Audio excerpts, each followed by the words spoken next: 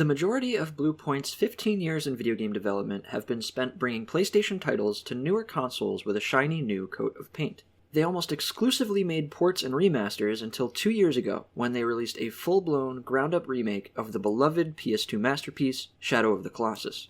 And then just a few months ago, they outdid themselves again with what became the graphical showcase for the PS5, a remake of From Software's Demon's Souls.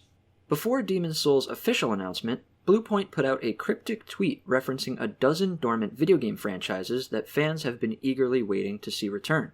One of the games teased was Demon's Souls, and when it was officially announced, the Soulsborne fanbase was over the moon to see the most inaccessible Soulsborne game come to modern consoles and look so gorgeous. And now that it's been released to critical acclaim and is one of the main reasons to buy a PS5, it begs the question, what will Bluepoint do next? What dormant franchise will they bring back from the dead, better than we could have ever imagined? Well, maybe their tweet was even sneakier than we thought. In it, they say, not one, but 2 return from Shadow. Could we be getting 2 of the teased remakes? Let's go through and break it down. In just about 50 words, they reference 12 games. The tweet starts with Socom, a cheeky pun to reference the Socom series.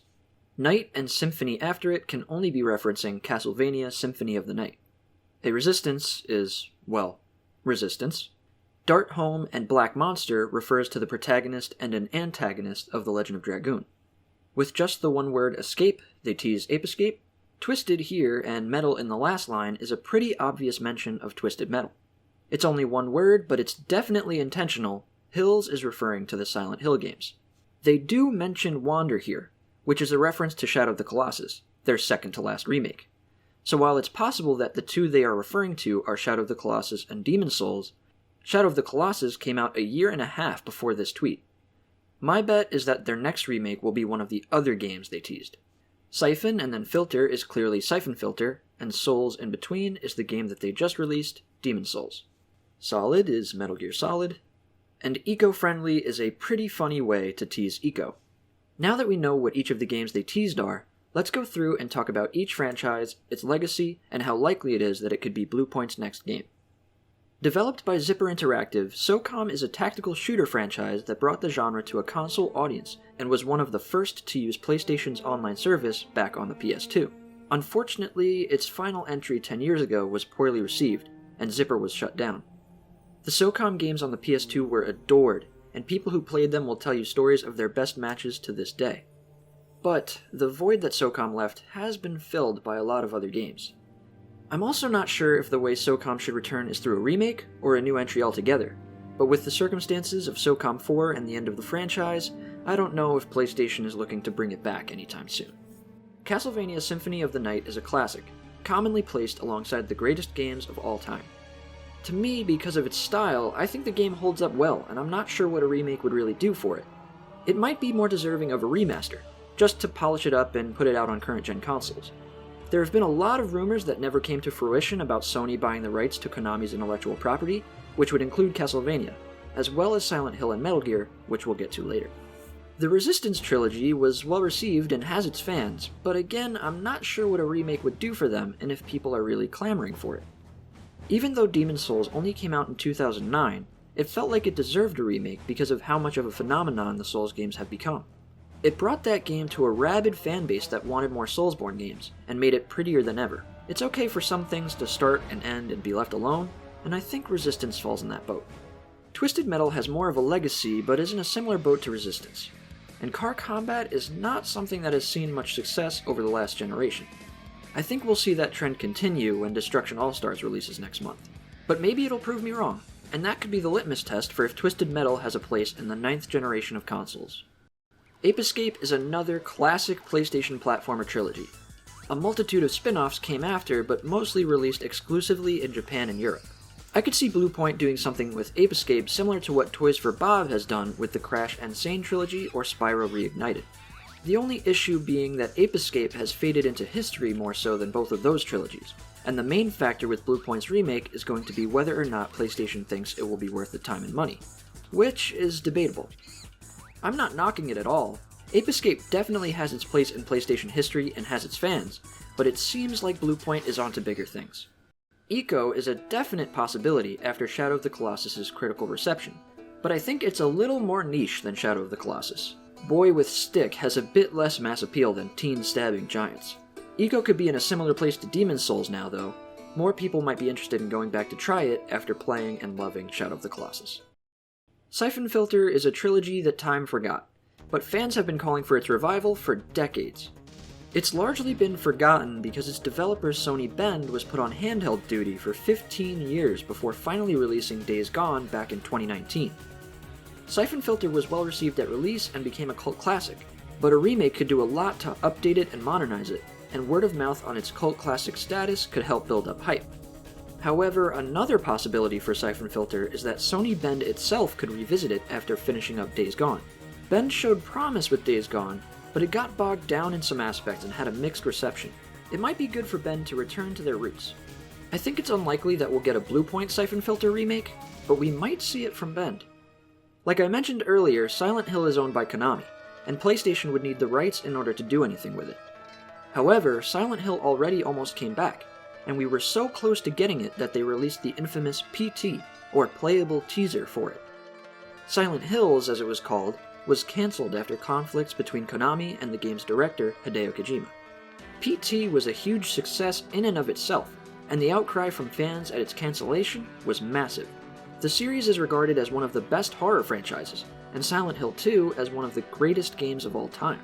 There's certainly a demand for it, but we'll just have to wait and see if after all of the controversy, things will finally go right for Silent Hill. I saved these last two games for the end because I imagine them being ground-up remakes, rather than the graphical overhaul with slight tweaks that we're used to from Bluepoint.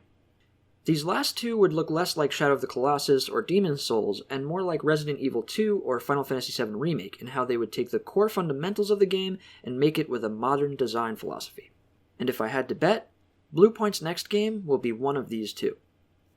First is Metal Gear Solid, which again is still owned by Konami. However, the last entry in the franchise was so universally panned that hopefully they've realized that someone else could do a better job, a developer who respects the series' legacy. Bluepoint has always shown extreme care and reverence for the games they remake, and MGS would be no different. While it's nice to imagine Sony rescuing the rights from Konami and handing them over to the original creator Kojima, it seems like he's moved on. However, if PlayStation did get the rights and gave them to Bluepoint, maybe he could be asked to help work on it in a limited aspect of advising or writing, and I hope that he would. There have been some pretty bare-bones rumors going around based on one leaker who said that this exact thing is in the works, who also apparently leaked God of War Ragnarok a year before its announcement. But even I could have leaked that, so only time will tell. Out of all the games in this list, MGS would easily be the most high-profile, massive, 10 million copy success out of any of them. I would love to see it happen. Metal Gear is one of the best video game series of all time, and doesn't deserve the abrupt ending and then total flop that it saw last gen. Here's hoping.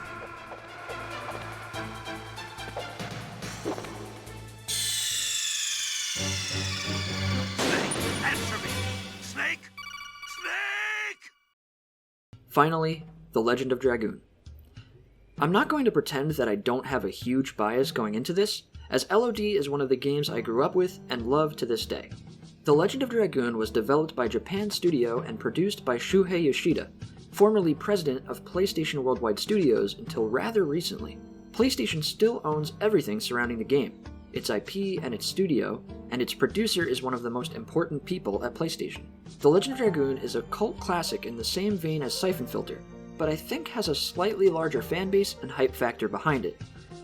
Likely because of all of the fantastic work that Japan Studio has done since the game's release over 20 years ago. Before work on it was abruptly stopped, its protagonist Dart was planned to appear in PlayStation All-Stars Battle Royale, which shows that this hidden gem hasn't been completely forgotten. LOD's style and music are still to this day so unique and memorable, and especially its combat system, which relied on timing button presses to perform what they called additions. And that brings me to my next point. By additions, they most likely meant combos. LOD's translation is very literal, and not great. Some dialogue is funny in the classic awkward translation way, but occasionally becomes nearly impossible to decipher. On top of that, the only ways to play the game are the original disc back on the PS1, or as a downloadable PS1 classic back on the PS3. Bluepoint could take the groundwork of this fantastic game and in a very Final Fantasy VII Remake way, fix all of its issues and make it even better than we remember. An FF7 Remake style combat system with the Dragoon forms and additions thrown in would be such a blast to play. Shadow of the Colossus was originally created by Japan Studio, and Japan Studio co-developed Demon's Souls with From Software back in 2009 and helped Bluepoint with the remake. We could see Bluepoint and Japan Studio team up one more time and make the Legend of Dragoon remake. If my theory is correct and Bluepoint remakes any of these games, it will no doubt be a huge success and a dream come true for one lucky fanbase. Bluepoint has repeatedly created the definitive version of games that are so beloved, and that is no easy feat.